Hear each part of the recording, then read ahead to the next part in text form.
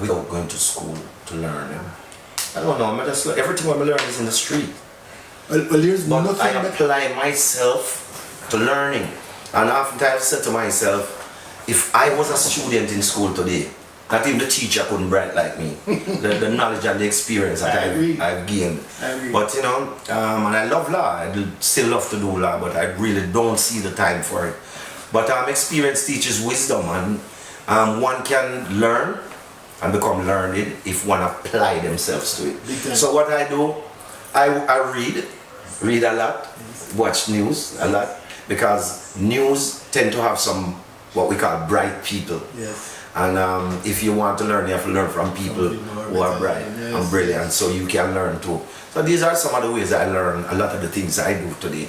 And don't think you can put a contract in front of me and fool me with any look of words here. Exactly right. You won't get past me on that. Freddie, you have a friendship with Dennis Brown that is unbelievable.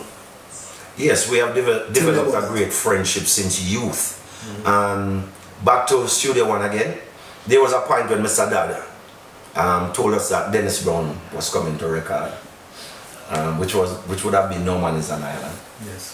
So every day, every car that stopped out Brentford Road, we peep out, see Dennis, because Mr. Dada said Dennis go and come. And them time Dennis had mash up the place. I mean, Dennis is Michael Jackson for us. Right, I remember. So you keep looking out for this little youth here, and every day we're playing song them more and more now because he will come and you know, we're fascinated by him. And one day I saw the gate man, a car turn up to the gate and the gate man opened the gate wide this time. So this must be special because only Mr. Dad who opened the gate for and Mrs. Dad. And the car pull up in front of the office and there comes this little youth, come out smiling, beautiful teeth, nice puff sleeve shirt, barefoot pants, heel shoes, look dapper. And I'm like, Dennis Brown, and run around the car. Mr. Dad, him come. He come and Dennis come Jackson. He call everybody Jackson.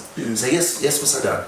And him come around, meet Dennis, introduce him, take Dennis in the studio. So of course we jump in at the studio because not many people get a chance to be in the recording studio when recording are going. Probably want to pause real quick because it stopped recording. It says translating a failed. You want to check on that. Ryan Simpson called. It's okay. Let's move on. Okay. It's alright. So yes, when Dennis came, Dennis was very popular because he used to work with Byron Lee and he got an early break. And I mean, there's no question about Dennis's voice as a singer. Yes. So he was really our inspiration and we got to meet him, and then him and I being two of the youngest people there at the studio, we were able to kind of bond with each other more.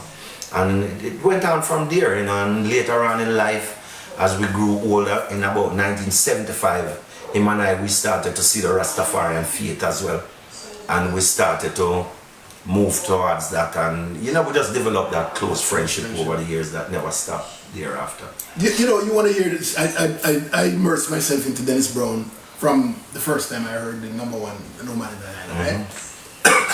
But I never took note of you until 1979 when this song called Big Ship Sailing on the Ocean came on.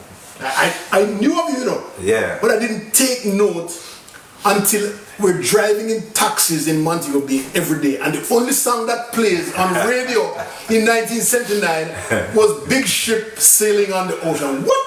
Tell me about that song. Tell me about that. That was something special. It was a special moment. Yes, because at that point, because remember, I stayed at Studio One, you know, since 7 years old. Right. I'm probably the only artist who never left Studio One.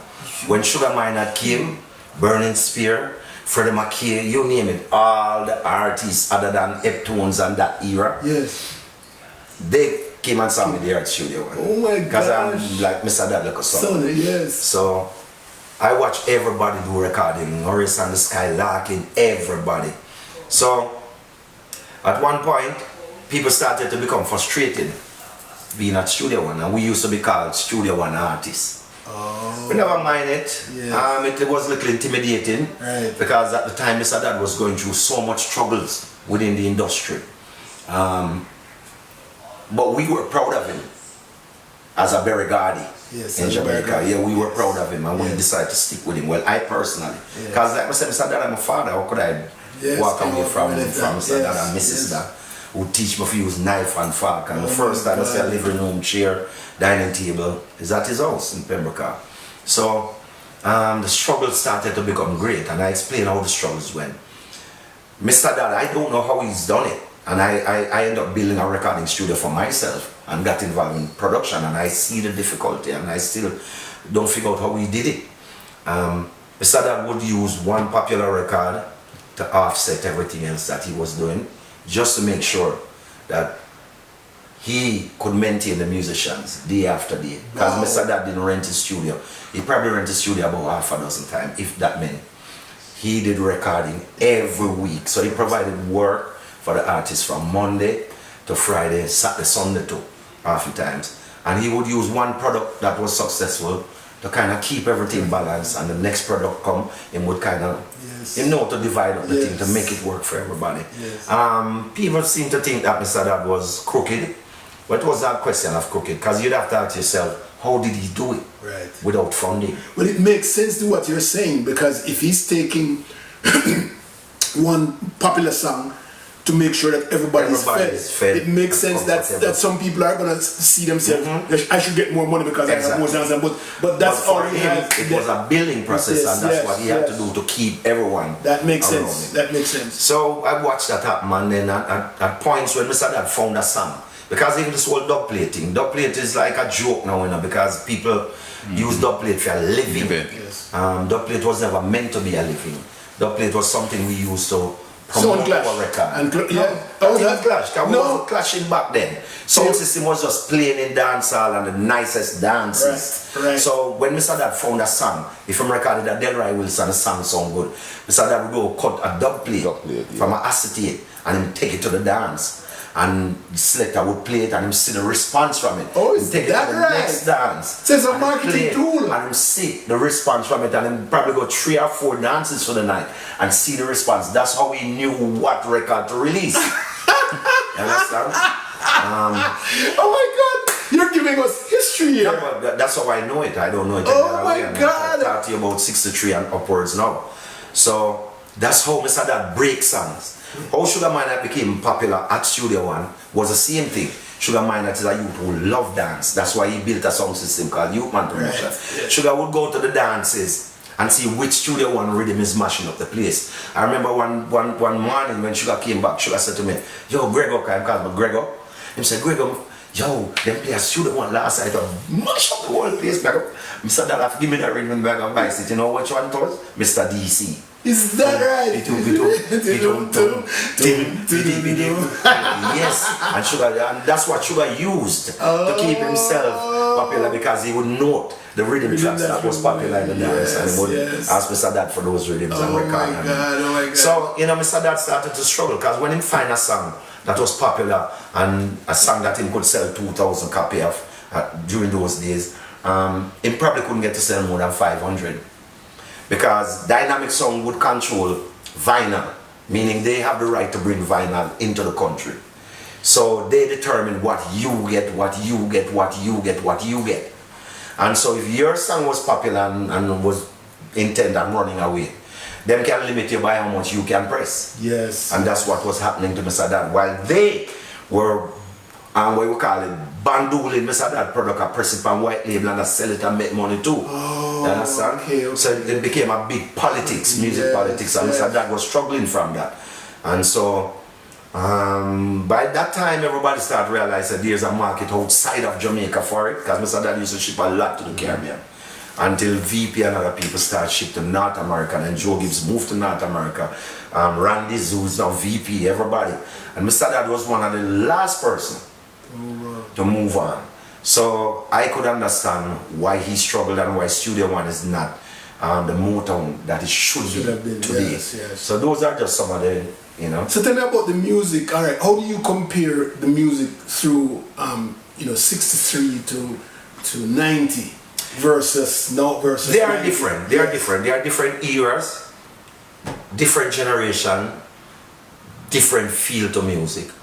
My greatest disappointment with today's music, because being honest with you, Because my youths are in music. Because I build my recording studio because that's my life, my foundation. I ain't going no place. So to not have a studio is a no. The problem I see today, even this morning early I was up and I was on Facebook. And my goodness, man. Every single song I hear coming out of Jamaica right now today is a hip-hop beat. Yes, it is. Why are we doing this to ourselves? Yes, yes. Hip-hop is American music. Well, have we suddenly become Americans in Jamaica? Because the bloggers have big up them new song, yeah? Hip-hop, I hear one of them promote and say, oh, the song great and it's the greatest thing. Does that lady know anything about music, really? Because it's far from being anything great, if you ask me, or a music-loving person. We are Jamaicans. Jamaica has a unique style of music that has saturated the world. Then we have a branch from the root of the music, dancehall, which dancehall existed forever. No, but most people now, they just started a couple of days. But now, let's go back to, say, Beanie Bounty when they arrived on the scene. That's a different era of dancehall. Potent music. Yes, it was. Dave Kelly, Steely and Clevie. I mean, you name it. Dancehall to the max. Yes. Songs that we can go into the dance and name me one right now. Yes. Joyride Rhythm. If you put on Joyride right now, yeah, right, same way. Yes. Where are those music today in terms of production? We're not making them with what we think. We are Jay-Z. And make hip-hop, you think Jay-Z going around, come up and sign your deal for hip-hop music? No, because Jay-Z want to play reggae and dance and no one play hip-hop. Because hip-hop is his thing. So we are lost where music is concerned right now. And then the sexual connotations will come with the music and the lewdness and thing. I don't see any. I don't see it going anywhere too tough. There are certain dancehall artists that I love and I listen to them a lot, like a Charlie Blacks. Love him style. I love Ding Dong too because the music happy and the poetry a different kind of vibe. And I like that. But the music with the whoop curse word and the vulgarity. What's going to change it? I don't know if it's going to change. It's getting worse. If you ask me, it's getting worse because the new generation of producers are not real producers. And I'm not afraid to say so. And as a matter of fact, I can tell you, since Don Corleone moved out of Jamaica and Steve McGregor, the music has been suffering. The last great song we've had in Jamaica, and I'm talking about era now, Don Corleone era, is a song named Drop Leaf Rhythm. If you notice, since Drop Leaf and all the songs that came out on the Drop Leaf Rhythm, every producer thereafter tried to make a one drop, it sounded just like Drop Leaf. Them can't get out of that progression. So it tells me that they're not necessarily talented producers, they're not creative, they're not the creativity. Because you can't be creative and you leave what you have, what you know, you born yourself. And you gone to something else. But then again you have to wonder because Jamaica Carnival now more popular than Trinidad Carnival too. So you can look at the shift and see what really happened. It ain't coming back to where it once was. And that's the demise we're facing. Because if you notice record company, not signing artists anymore either. Because why go and sign you when you're not making Jamaican music? Kofi as a younger artist, she created waves. And we like what she's doing. I hope she continue on that part and do what she does. But I see that. But we've lost it big time. I see that there's a change, not a change, a shift going back into ska. Is that? Well, ska always existed, and ska is one big music. Jamaica just don't big up ska the way ska should be big up. But last night I was online looking for an insurance for an event, and when we listed the event, it asked a question: what type of event?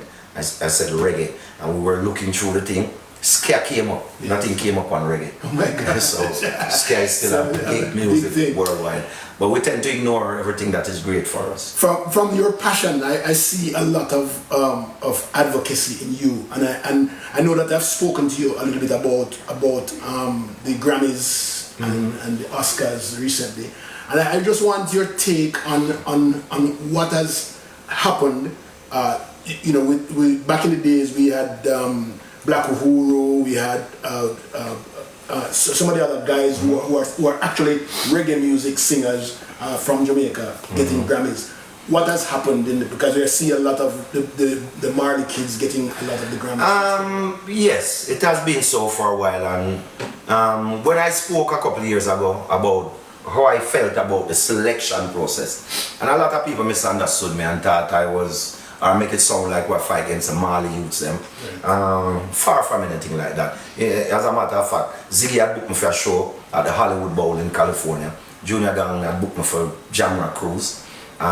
Just producer, do a recording for Junior Gang as well. So I'm happy that they themselves didn't see it as people wanted them to see it. Right, it's just defending the music itself, because that's who I am and that's what I am. I don't change that for nobody, not even for myself. So we have to be honest about the music. And if you look, since I spoke out, the Grammys have made changes. And we now have a committee here in Florida as well as in New York. And if you notice, since then, Protégé has been nominated, Chronix has been nominated, Etan has been nominated now. And we see a bunch of people who normally... So what was the process before? Because the process is the people who select, who select that 5 CD. Like I said earlier, have no knowledge about our music. How can you have some alien people select our music and determine what is best of our music? Want our community. No, our community, they are the ones who must suggest that this is the best material for the 5, because our community is the ones who go to the clubs, the parties, the dance. What is played in there? These people who are selecting, who have been selecting the music over time, have no clue about our culture and our music. So you will determine my thing for me. So we're seeing a change now as a result of that, because we have people within our ranks and file. I'm not about people who understand music, Dermot Hosey, FX. I mean, great people who have now been involved, and so we must get better results from as it relates to our Grammys. That sounds good. And you see, look, and you guys see how many new and upcoming artists that will be involved in that process. People will get a fairer chance. And if your album is good, your record is good, you stand a good chance of being nominated. Not about me. It's just about our industry and preserving our industry. That is really, really nice to know. And I'm congratulating you for your hard work in that, because I know how hard, and I know the kind of criticism that you got. I take them and I take my critics, because, you know, if you believe in something and you stand for it, you will get results. If you back down and you stand up for nothing, you're not. Well, I'm glad I spoke, because we're seeing changes now. And the change is not affecting anyone personally. It's just a big change in terms of what we think is best for our industry. And it's a good look. So do you realize that you've been in the business